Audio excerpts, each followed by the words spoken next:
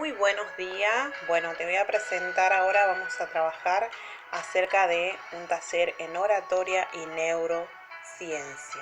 ¿Sí? Bueno, quien te habla, Chávez Noelia Mabel, licenciada en Recursos Humanos y Relaciones Públicas, coach en ontológica profesional y especialista en varias especializaciones, como una de ellas que es neurociencia, oratoria, coaching educacional, coaching empresarial y organizacional. Desde la Asociación Latinoamericana de Coach, desde el Centro Ontológico Arte de Vida, el Instituto Superior Arte de Vida, COPET, que es el Centro Ontológico Profesional y Empresarial en Tartagal, y contando también con las firmas de la FURMAN, que es la Fundación Universitaria de Río Tercero de Córdoba. ¿Sí? Así que bueno, el día de hoy te voy a presentar, vamos a trabajar con todo lo que tiene que ver con respecto a lo que es la neurociencia, ¿sí? Vamos a trabajar justamente, este es un proyecto docente que estamos trabajando fuertemente con todo lo que tiene que ver con la neurociencia y lo que tiene que ver con la conciencia, ¿no? Que es importante a través de los trabajos del coaching. Dice que el desarrollo histórico del concepto de la psicobiología, que a través de la neurociencia vamos a ver la psicobiología, ¿no? Dice que neurociencia, psicología y psicobiología es el objeto de estudio, es la psicología.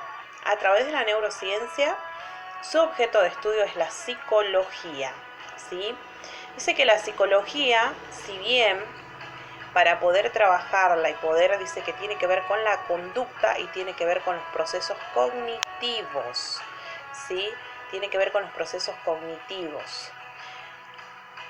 A través de la neurociencia tiene una postura que justamente se trabaja con el sistema nervioso. ¿Cuál es la conexión que tiene la neurociencia con el ser humano?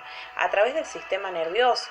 Si bien nosotros sabemos que somos personas que quizás por ahí muchas veces creemos pensar de que tomamos las cosas con calma, pero muchas veces tenemos el sistema nervioso alterado. Entonces es importante tener en cuenta esta iniciativa. ¿Cómo trabaja desde la neurociencia hacia la psicología? ¿Cuál es la relación que tienen ambas, la neurociencia y la psicología? Por supuesto que hay una relación grandísima. ¿Por qué? Porque la neurociencia va a trabajar con la psicobiología y la psicobiología tiene que ver con el intercambio del conocimiento. ¿Cuál es el intercambio del conocimiento que nosotros tenemos constantemente? Es que el ser humano a través del cerebro, la presentación que tenemos acá, si ustedes observan, estamos hablando del cerebro, tiene estímulos sensoriales. O sea, nuestro cerebro siempre va a tener estímulos sensoriales. Y esos estímulos sensoriales van a tener una percepción. ¿Y la percepción cómo se relaciona?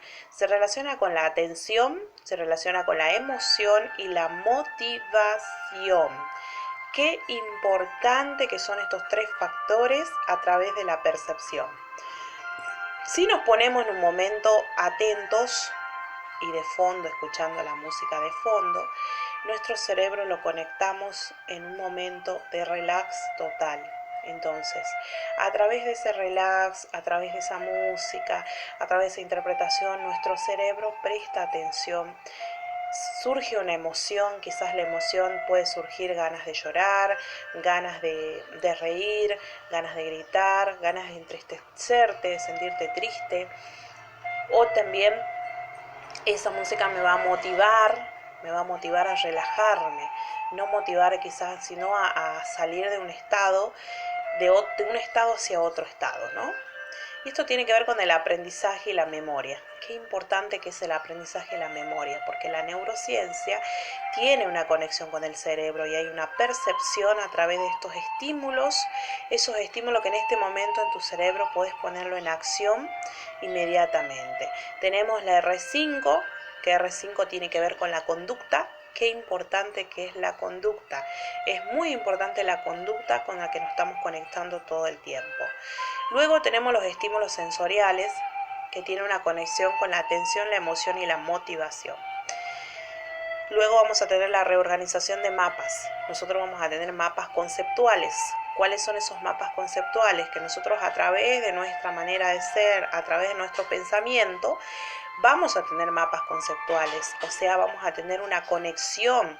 Y eso lo denominamos aprendizaje y memoria. O sea, nosotros vamos a tener un aprendizaje constante, vamos a ver la forma de ir intercambiando ciertas conductas, intercambiando cierta manera de ser, vamos a intercambiar esa forma de pensar, esa forma de atender.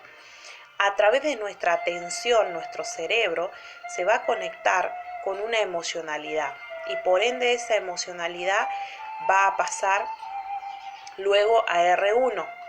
R1 tiene que ver con una nueva conducta, ¿sí? La nueva conducta tiene que ver con que yo, por ejemplo, tengo una emoción. Luego tenemos lo que son las aproximaciones metodológicas en la psicología. Las aproximaciones metodológicas en la psicología tienen que ver justamente con qué, con las variables somáticas. ¿Qué son las variables somáticas? Muchos se van a preguntar, variables somáticas y las variables conductuales. Las variables somáticas tienen que ver con las variables conductuales, que es la intervención que tiene el ser humano, la intervención en el cerebro, o sea, cómo intervienen, ¿sí? Tenemos la intervención conductual, la intervención conductual, a través de mi conducta yo voy a intervenir en mi pensamiento. Luego tengo la plasticidad, que es importante. El reduccionismo en la psicobiología es importante el argumento de los niveles de análisis, o sea, cómo yo voy a analizar para poder tener ciertos resultados. Por ende, el argumento de los niveles de organización, la reducción en el cerebro es muy importante.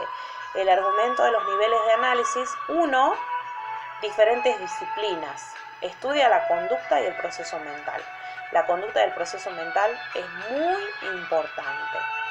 En el argumento luego de acá, ¿qué vamos a tener en la parte de los niveles de análisis? Tenemos la psicología cognitiva, tenemos la etología, tenemos la parte computacional, la sociología, la psicobiología y el análisis que tenemos constantemente. Todas estas cualidades son muy importantes porque a través de ellas nosotros vamos a seguir trabajando nuestra conducta, cómo va cambiando la conducta del ser humano, ¿sí? Luego, el proceso mental va a tener una confluencia multidisciplinar basada en la compatibilidad, ¿sí? La compatibilidad, que es importante porque sí o sí tiene que ser compatible tu pensamiento. En el argumento de los niveles de organización, la reducción en el cerebro tiene que ver con los niveles, por ejemplo, de redes, de sistemas celulares, moléculas, atómicos, sistema solar, cambios climáticos, todo lo que tiene que ver ahora en la actualidad. Y estas son disciplinas de la psicología,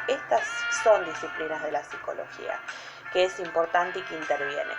La evaluación del concepto de la psicobiología es importante porque la psicobiología dice que es la historia de la neurociencia, la búsqueda de la localización de las funciones mentales, ¿sí? Y esas funciones mentales, por supuesto, que tienen que ver con la construcción de mapas mentales, construcción de mapas cerebrales, de la localización de funciones, especialización funcional, o sea, hay una función en el cerebro que cumple su función. El cerebro constantemente va a cumplir una función y va a tener un punto de partida.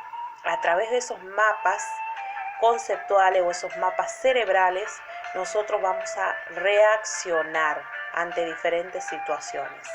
La búsqueda de los mecanismos de la modificabilidad, la base biológica y de la individualidad. Qué importante que es. Prestemos mucha atención acá. La búsqueda de los mapas funcionales son las aportaciones más destacadas del ser humano.